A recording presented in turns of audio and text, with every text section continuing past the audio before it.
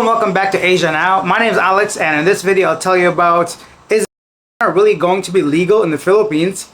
Baby Jesus statue apparently sheds bloody tears. Fake passport stamp at the airport. 7 Chinese nationals arrested for credit card fraud.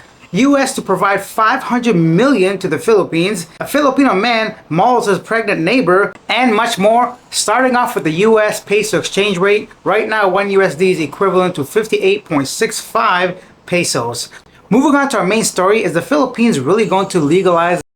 Here's a full story. The Philippines House of Representatives on Tuesday approved a final reading of a bill that allows the use of medical marijuana for the treatment of various ailments. Lawmakers voted to pass House Bill 10439, which permits the use of medical marijuana for the qualified patients, which can only be availed with the prescription and supervision of an accredited physician.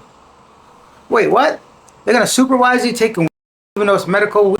I wonder what that means, supervision. The measure establishes the medical office to issue a prescription on the use of medical upon prior clearance from the Dangerous Drugs Board that the physician is not included in the dangerous drugs watch list of the agency. House Committee on Dangerous Drugs chairperson said that the use of marijuana as other forms will remain illegal and punishable by law. Barber said the proposed law only allows for qualified physicians who meet certain requirements to issue prescriptions. The bill lists the following medical conditions that will allow the use of medical: cancer, glaucoma, multiple sclerosis, damage to the nervous system, epilepsy, post-traumatic stress disorder, and a whole bunch of other medical conditions. Okay, so not as straightforward as I thought initially that Philippines is going to legalize. I'm still actually surprised that they're going ahead this far with the bill, even though it's just for medical purposes. I know that the Philippines is a religious country and that the government is really strict when it comes to drugs. Even personally, I don't use it, but I know a lot of North Americans, Canadians, Americans use on a regular basis. So I wonder what this means to the case of the older gentleman American that just got arrested for the possession of having 3 plants, even though he was using it for medical.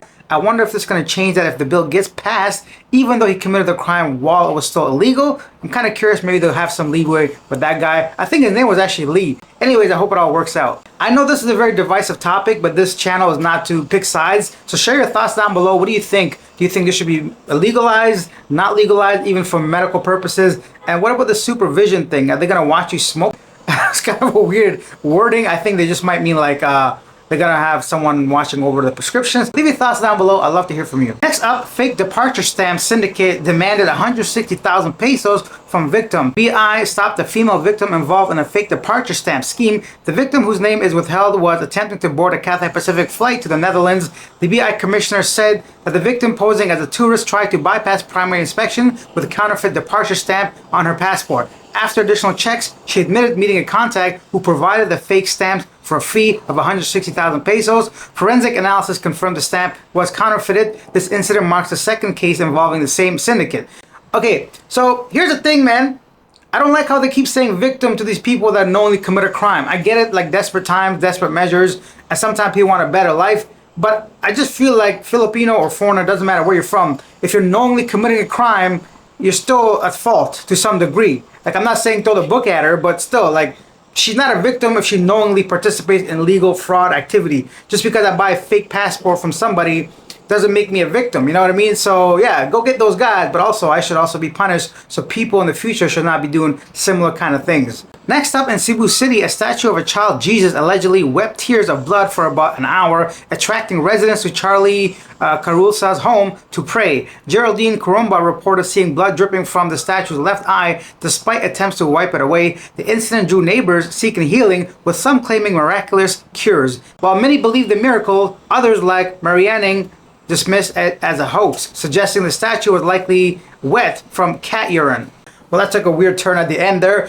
This is not the first time where something like this has been reported. I know when I was growing up as a teenager, I used to watch a lot of YouTube videos regarding conspiracies and statues and you know, crying statues, especially religious figures. Leave your comments down below. Do you believe this story? Do you think it's just a hoax? Any and all thoughts are welcome. Next up, the NBA arrested 7 Chinese nationals in Parañaque and Quezon for credit card fraud and bribery. The group apparently used stolen credit cards credentials from offshore accounts to withdraw money. The NBA received complaints about the various fraudulent activities. In an entrapment operation, 2 suspects, Sun Ji and Li Xingho, were arrested, with Sun Ji attempting to bribe the operatives. Later, during the other operation at NBI main offices in Quezon, more suspects were arrested and 3 handguns and military-grade smoke grenades were found. These suspects faced multiple charges. Alright, so another crazy story involving Chinese nationals. Kind of cool to see so many operatives actually refusing the bribes. I mean, we never know how many actually accept the bribes, but I'm hearing more and more people rejecting bribes offered from criminals. Next up, the United States will provide $500 million in military funding to the Philippines. U.S. Secretary of State Antony Blinken said on Tuesday as Washington boosts ties with Manila in the face of China's growing assertiveness. To be honest, anytime the U.S. has their hand in any kind of military operation, it never really ends with the host country, let's put it that way. I wonder what this is going to do in the future. I'm curious. A lot of people are for this and a lot of people against this. Once again, a very divisive topic. A man in Cebu City was arrested for allegedly mauling his pregnant neighbor. Police took Loreto Benebe Gonzalez into custody after they reportedly attacked Miriam Monticello. Police reported that the man mauled the woman because she rejected his romantic advances.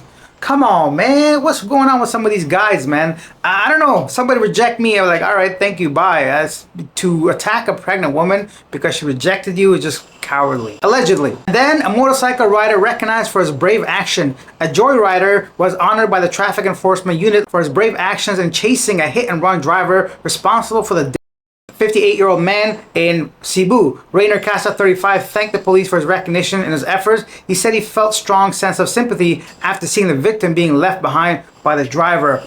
Wow, incredible. So Joyride is another app like Grab or Bolt or Uber or whatever. So this motorcycle taxi driver saw a person hit someone that passed away eventually and chased him. So good for him, a good Samaritan doing good things. That brings us to our segment Yesterday Today, where I read some of the most popular comments from our previous video. Yesterday's comments was mainly about that trans guy not getting into the church, but my point wasn't the fact that the dude was a man or a woman or acted like a man or whatever, the LDHD TV community. But the problem for me was that a passport is a valid ID, and that's what kind of pissed me off about the police not recognizing that. That was my issue. It's a valid ID. And not the fact that this person was pretending to be whatever, dressed up as whatever. That wasn't the case because they didn't deny her for being that kind of individual. They denied her for having invalid passport ID. Charlie Chow Min says, great job on the denials. As for the alphabets, they should respect the religion and culture of the host country and people. Amen. Teresa Tay Kim says, I don't think ID was the problem.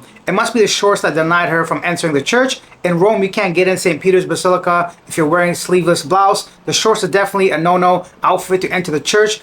My only question is, whoever the person asking for her ID was inappropriate, the church accepts everyone.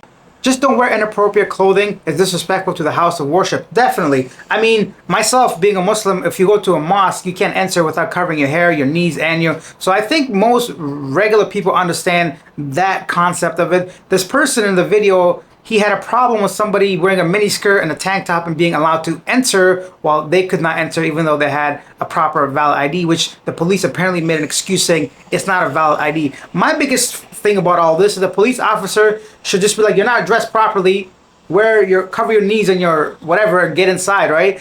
That should have been the case, but not saying you don't have a valid ID as a passport, because my whole thing is a passport is a valid ID as you can get. That's my point. And lastly, Robert Cole says, I've experienced a few that are on a power trip, but when you are a foreigner, you really can't argue. You'll be in jail. And by the time it gets resolved, you've overstayed and still booted up. Exactly. At the end of the day, regardless of what you and I might think about rules, regulations, as a foreigner, it's always best to just follow the direction of the local people. And that's it for this one. If you guys enjoyed this, please take a second, hit that subscribe button, hit that like button. It really motivates me to make these videos. And I'll see you guys tomorrow. Bye.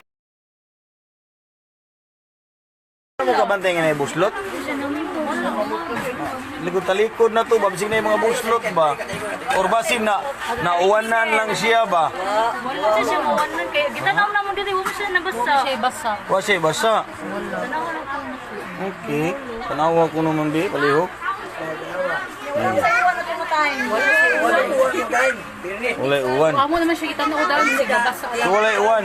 Siya diha sa ni sa kwarto sa siya. Sala naman altar na diha. Nailangan ka na siya gigawas siya diha sa. Paglit sa bata gigawas siya gawas ni up to. Mo pa pagawas ato, kaya to ni balik sa sinyo sa tulinyo. Okay. Hindi na mo tagiya, ibili na lang na siya. Ibili mo na naka-reside si... Ayang banak siya pa na to? Si Sydney, Carol. Sydney, Karolasan o si Ma'am Shari. Shari. Ibili lang ba kasi naguol na siya kadagdag. Oh, actually katawa. Hawa yung mata, sir. Dili na pareha sa ato ba? Pitas na niluha.